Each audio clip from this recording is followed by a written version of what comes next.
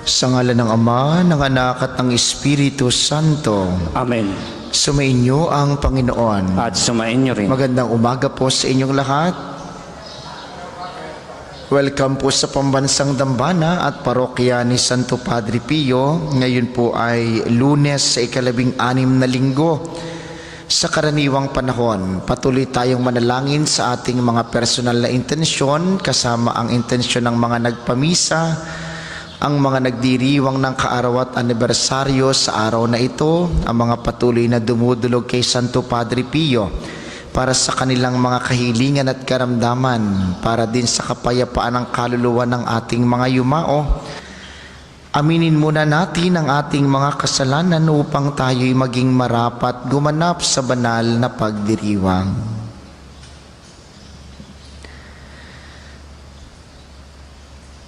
Inaamin ko sa makapangyarihang Diyos at sa inyo mga kapatid na lubha akong nagkasala sa isip, sa salita at sa gawa at sa aking pagkulang.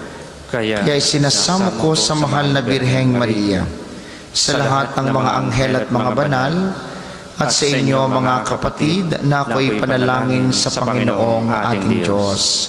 Kaawaan tayo ng makapangyarihang Diyos, patawarin tayo sa ating mga kasalanan, at patnubayan tayo sa buhay na walang hanggan. Amen. Ama naming makapangyarihan, kalugdan mo kami at pagbigyan na magkamit ng kaloob mong karagdagan, upang sa maalab naming pananalig, pag-asa at pag-ibig, kami mamalaging tumatalima sa iyong kautusan sa pamamagitan ni Hesukristo, kasama ng Espiritu Santo magpasawalang hanggan. Amen.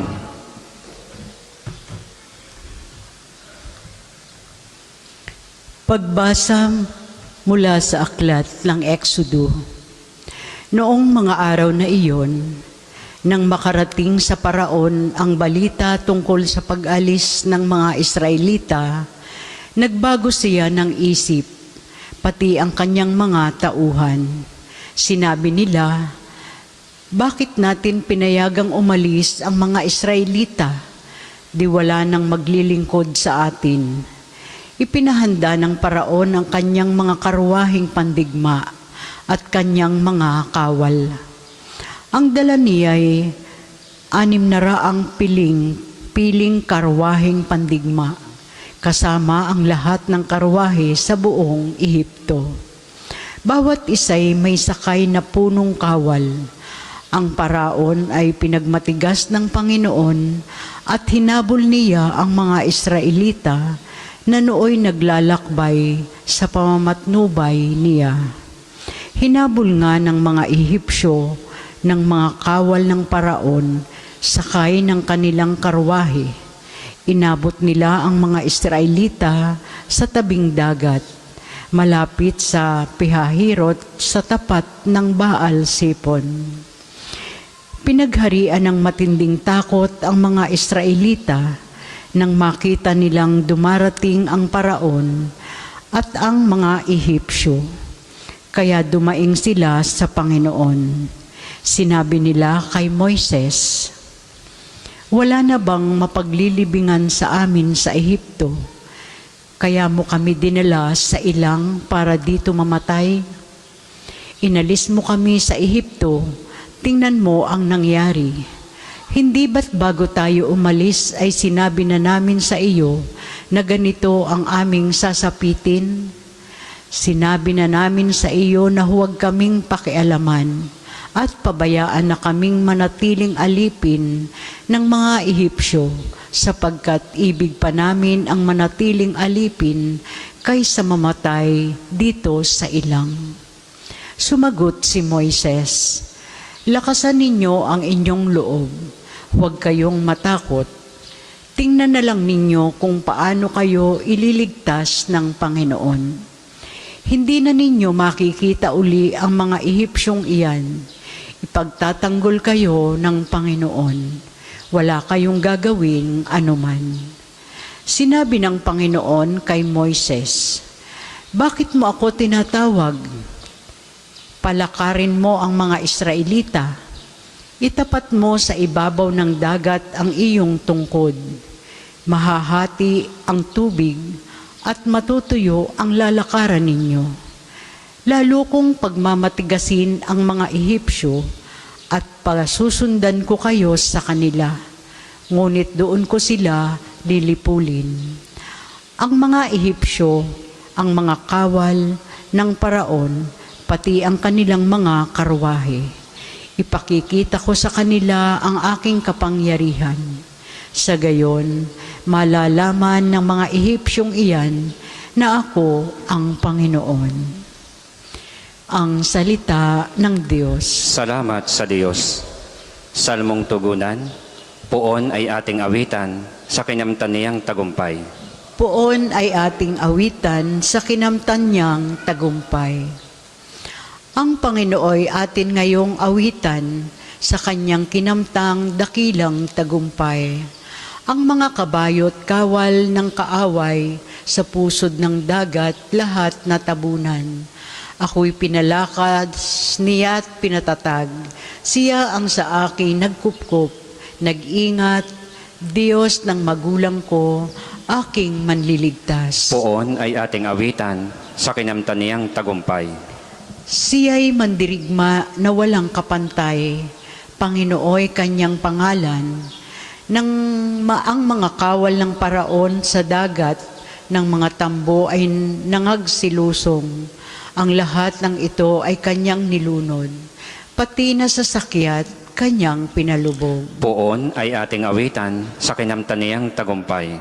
Sila'y natabunan ng alon sa dagat, tulad nila'y batong lumubog kaagad.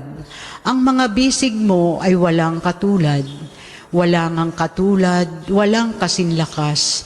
Sa isang hampas mo, kaaway nangalat, nangadurog man din sa iyong mga palad. Ang mabuting balita ng Panginoon ayon kay San Mateo. Papuri sa iyo, Panginoon. Noong panahong iyon, sinabi ng ilang eskriba at pariseyo kay Jesus, Guro, mari po bang pagpakitaan ninyo kami ng tanda mula sa langit? Sumagot si Jesus, lahing masama at di tapat sa Diyos. Naghahanap kayo ng tanda, ngunit walang ipakikita sa inyo, maliban sa palatandaang inilarawan ng nangyari kay Propeta Jonas. Kung paanong si Jonas ay 3 araw at 3 gabing nasa tiyan ng dambuhalang isda, gayon din ang anak ng tao ay 3 araw at 3 gabing sa ilalim ng lupa.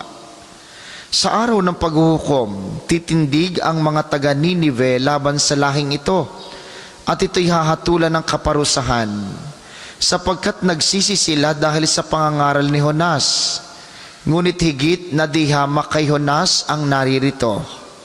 Sa araw na iyon, titindig ang reyna ng timog laban sa lahing ito, at ito'y hahatulan ng kaparusahan, sapagkat nanggaling siya sa dulo ng daigdig upang pakinggan ang karunungan ni Solomon, ngunit higit na di hamak kay Solomon ang naririto.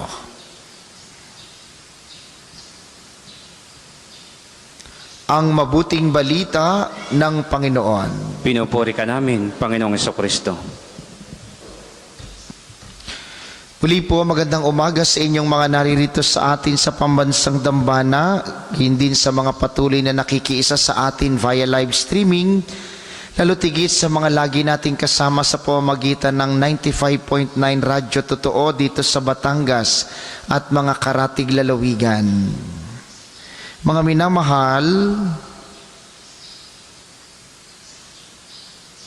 ano pong ginagawa ninyo kapag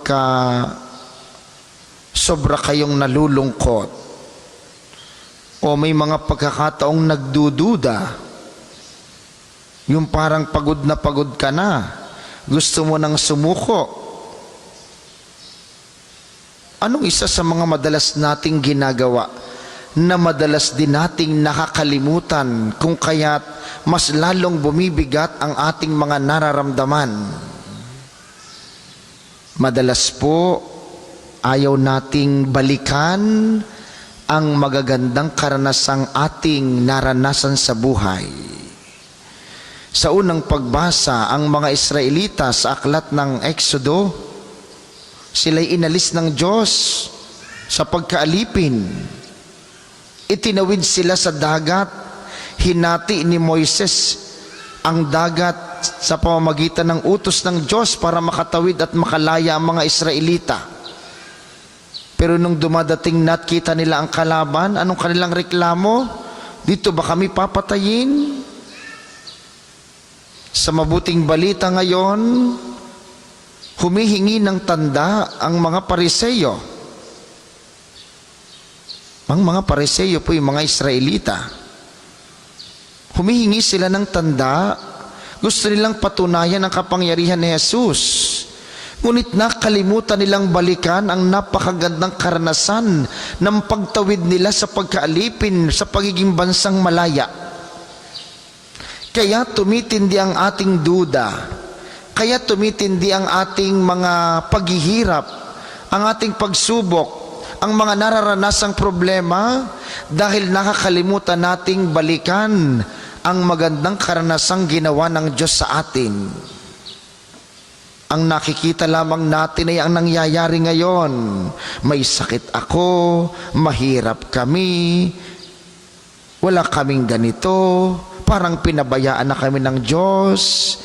Pero bakit hindi natin isipin sa ating memorya at balikan ang magandang ginawa niya nung tayo unang nagkaproblema?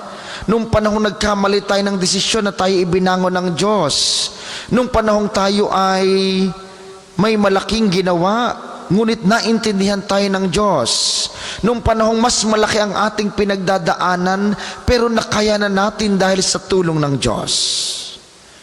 Kapag dumadating ang panahon ng pagdududa, pagod, at mga tanong sa buhay, balikan po ninyo ang magandang ginawa ng Diyos.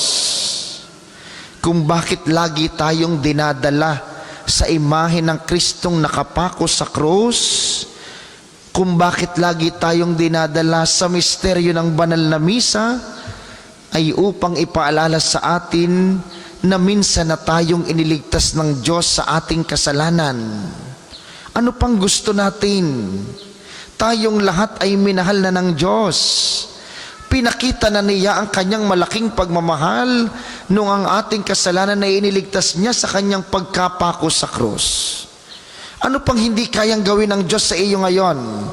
Gayong kinaya na niyang magpakamatay para sa iyong kasalanan. Kaya mga minamahal, sa mga susunod pa't marami pang panahon na makararamdam tayo ng mga pagdududa sa pananampalataya, panghihina ng ating pag-asa sa Kanya, at pagbabaw ng ating pag-ibig sa Kanya at sa kapwa, balikan niyo po ang ginawa ng Diyos sa ating buhay.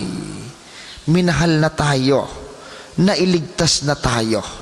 Ano pang kayang hindi gawin ng Diyos sa atin ngayon? Ano pang hindi niya papayagan para maranasan natin muli ang kanyang pag-ibig? Ano pang kayang hindi niya gawin upang katin muling maramdaman ang kanyang pag-asa at pananampalataya? Paanyaya sa atin ng mabuting balita at ng mga pagbasa sa mga pagkakataong nanghihina, sa mga pagkakataong napapagod, sa mga pagkakataong nagdududa. Balikan po natin ang karanasan ng pag-ibig ng Diyos sa atin. Siya'y namatay sa krus, muling nabuhay at upang tayo iligtas sa ating mga pagkakamali at mga isipin sa panahon ngayon, sa ating mga pinoproblema. Lagi tayong dumulog sa Kanya. Muli siyang gagawa ng magagandang bagay. Muli siyang gagawa ng mga kababalaghang hindi natin maisip, upang mapanumbalik ang ating malaking pag-ibig, pananampalataya at pag-asa sa Kanya. Para po sa mga maghahandog ng sobre, pakihulog na lamang po sa buslo.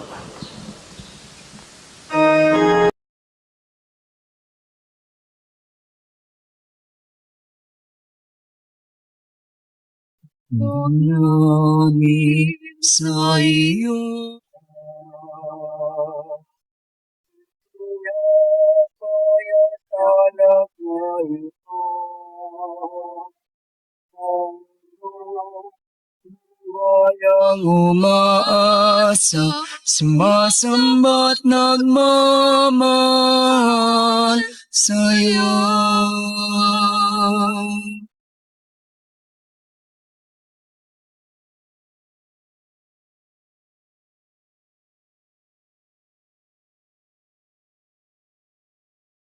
Manaming mapagmahal sa salanan sa lugat at linisin mong lubusan ng nagawa kong pagswa. Magsitayo pong lahat.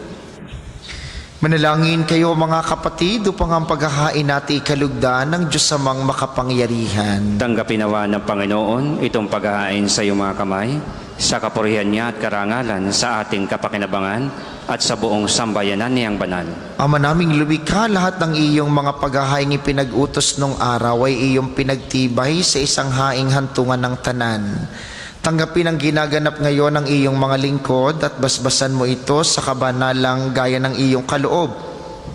Sa mga alay ni Abel na lubha mong ikinalugod, upang ang mga handog ng bawat isang nagbigay, para sambahin ang banal mong ngalan ay magkamit ng karagdagan mong kasiyahan sa pamamagitan ni Hesukristo, kasama ng Espiritu Santo magpasawalang hanggan. Amen.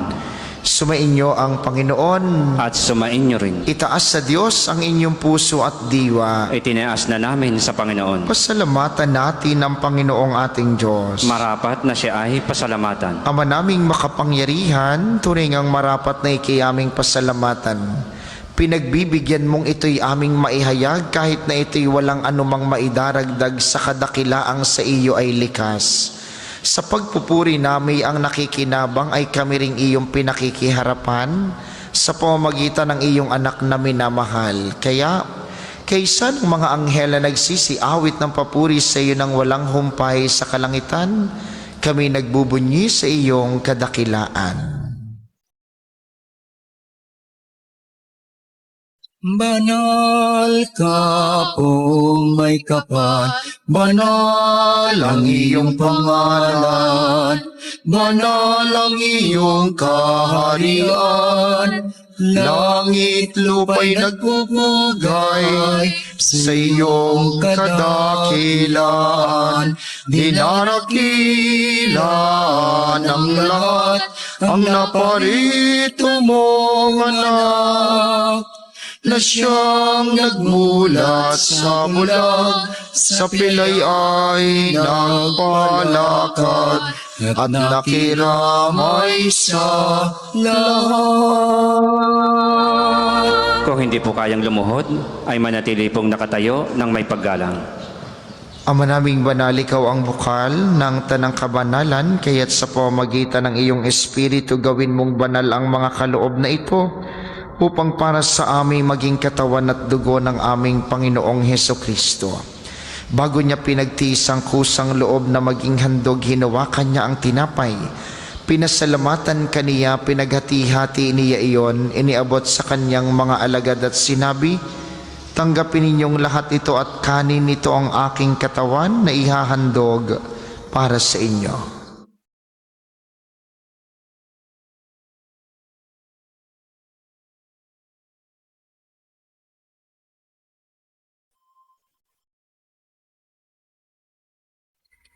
Hindi naman nung matapos ang hapunan, hinawakan niya ang kalis, muli kanyang pinasalamatan. Iniabot niya ang kalis sa kanyang mga alagad at sinabi, "Tanggapin ninyong lahat ito at inumin, ito ang kalis ng aking dugo.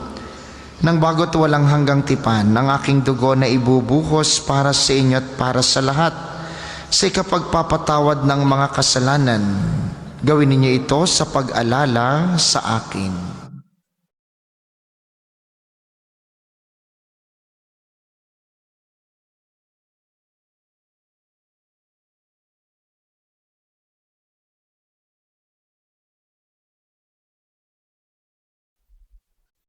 Ipagbunyi natin ang misteryo ng pananampalataya. Si Kristo'y namatay, si Kristo ay nabuhay, si Kristo'y babalik sa wakas ng panahon.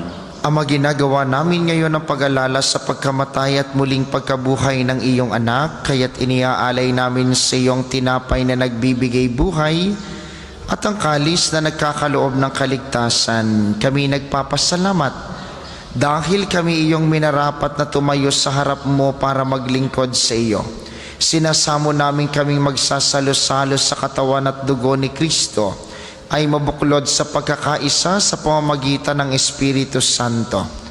Ama, lingapin mong iyong simbahang laganap sa buong daigdig. Puspusin mo kami sa pag-ibig kaisa ni Leon na aming Santo Papa at ni Gilbert na aming obispot ng Tanang Kaparian. Alalahanin mo rin ang mga kapatid naming nahimlay nang may pag-asang sila'y muling mabubuhay, gayon din ang lahat ng mga pumanaw. Kaawaan mo sila't patuloyin sa iyong kaliwanagan. Kaawaan mo at pagindapatin kaming lahat na makasalo sa iyong buhay na walang wakas. Kaysa ng mahal na Birheng Maria, ang ina ng Diyos, ni San Jose na kanyang esposo, kaysa ng mga apostol at ng lahat ng mga banal na namuhay dito sa daigdig ng kalugod-lugod sa iyo. May pagdiwang nawa namin ang pagpupuri sa ikararangal mo sa pamamagitan ng iyong anak na aming Panginoong Heso Kristo. Sa pamamagitan ni Kristo kasama niya at sa kaniyang lahat ng parangal at papuri ay sa iyo, Diyos amang makapangyarihan kasama ng Espiritu Santo, magpasawalang hanggan. Amen. Amen. Amen.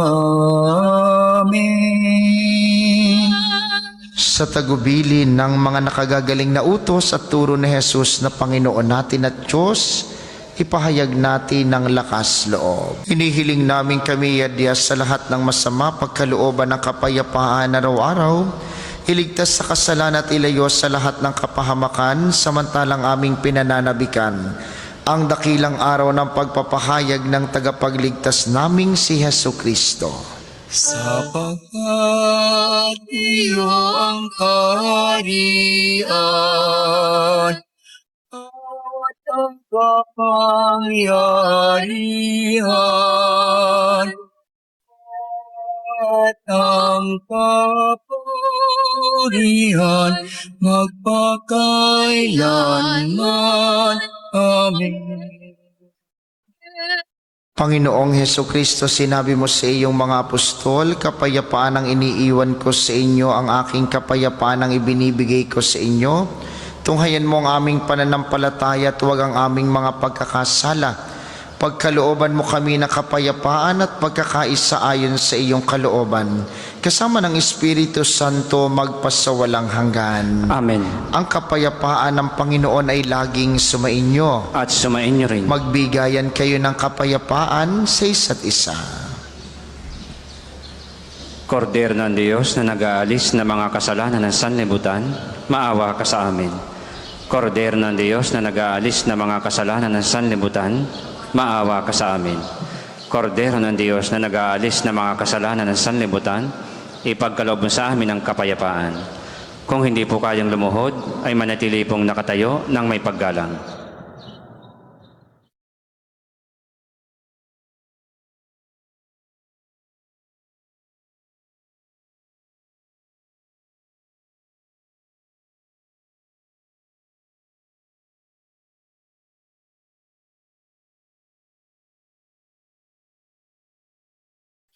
Ito ang kordero ng Diyos, ito ang nag-aalis ng kasalanan ng sanlibutan, mapalad ang mga inaanyayahan sa kaniyang piging. Panginoon, Hindi ako karapat-dapat na magpatuloy sa iyo, ngunit sa isang salita mo lamang ay gagaling na ako.